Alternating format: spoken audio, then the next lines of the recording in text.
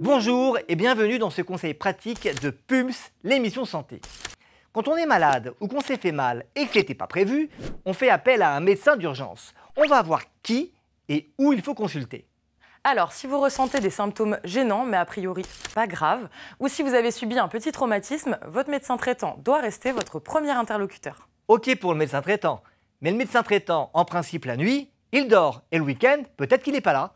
Effectivement, la nuit et le week-end, des maisons de santé sont ouvertes pour accueillir les patients et vous permettent ainsi d'éviter de consulter aux urgences, surtout s'il n'y a pas de gravité apparente.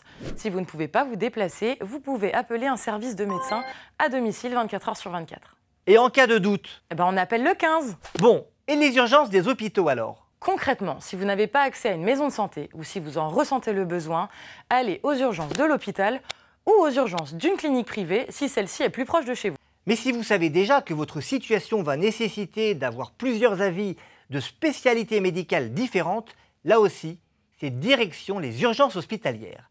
Attention, attention, il y a des cas où il faut aller plus vite. Douleur à la poitrine, forte douleur abdominale, signes neurologiques inquiétants ou difficultés respiratoires, n'hésitez pas à appeler le 15. Vous aurez au bout du fil un médecin qui vous posera des questions et qui vous enverra une ambulance si besoin. N'ayez pas peur de téléphoner au 15. Ce n'est pas parce qu'on appelle le 15 qu'on va forcément être gravement malade. Et au 15, on saura vous orienter.